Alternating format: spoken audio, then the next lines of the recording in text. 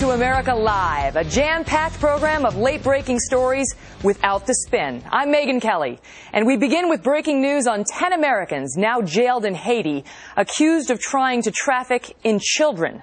The Baptist missionaries say they were just trying to help nearly 3 dozen orphans, but officials in Haiti say these would-be do-gooders knew some of these children had parents. And on Friday, they put the Americans under arrest. Now the Haitian government is talking with U.S. diplomats about possibly sending this church group back to the United States to face some serious charges. Trace Gallagher is live in our New York City newsroom with more on this. Trace? And Megyn, there are a few reasons they may end up sending them back to the U.S. One, the Haitian court system has been crippled by the earthquake. Two, the child trafficking laws in Haiti are very But our next guest says America will look scared and frightened if we back down on this trial. Joining me now is Democrat Anthony Weiner. Congressman, thanks so much for being here. Thank you very much for having me. Our inaugural guest here. I know. I mean, I'm going to tell my grandkids about this that I was on. That's when you're hosting a Tonight Show, whatever it is, I'll be able to say. But yeah, thank you for having me. Already plenty of hosts for that job. Okay, so let me ask you this, because all these New York lawmakers, Chuck Schumer, Kirsten Gillibrand, have come out and said, no, this doesn't make sense. Even Bloomberg has come out now and said, we don't want this in New York. It's going to cost us all this money.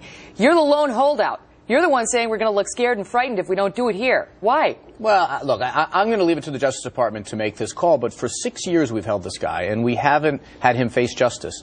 We haven't had him stand before a jury and get put to death, actually, what I think should happen. And the reason is we're looking for all of these... Streaming live to us from Caracas. Now, I apologize, there's a bit of a delay, but this is important information. Steve, how did the trouble there start?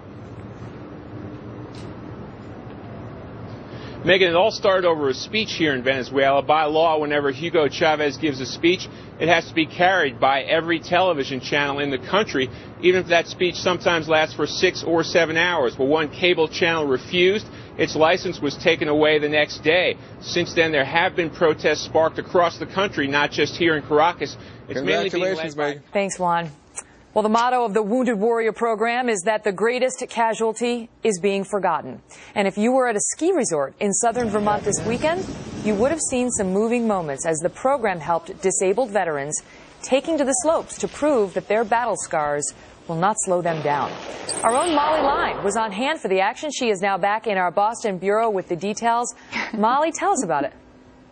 Hey, Megyn, well, welcome back. It was sub-below freezing temperatures, but these guys, very brave, they got out there and braved the snow. We were trying to keep up with them. The Wounded Warriors program teamed up with the publisher of BigGovernment.com and the man who first posted O'Keefe's Acorn videos online. Andrew joins us this afternoon via Skype. Andrew, you are fired up about this situation.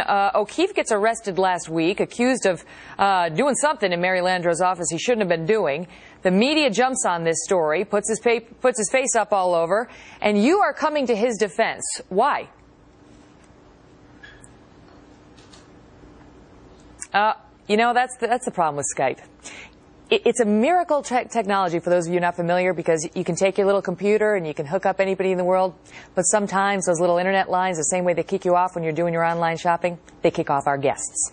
Andrew, I am being told in my ear we are connecting with him momentarily. So my problem with this is that his attorney was being called by the media, as was I, and we couldn't find him, and that was because he was sitting in jail without access to an attorney.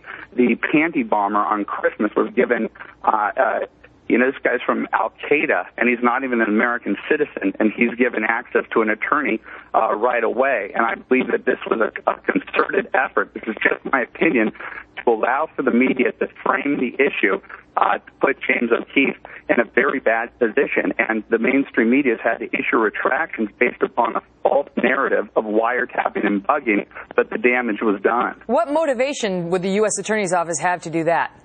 Well, Eric, it's tied to the Justice Department, and we've been very aggressive. We are 2 minutes shy of 2 p.m. Eastern, and we have breaking news coming out of the Pentagon.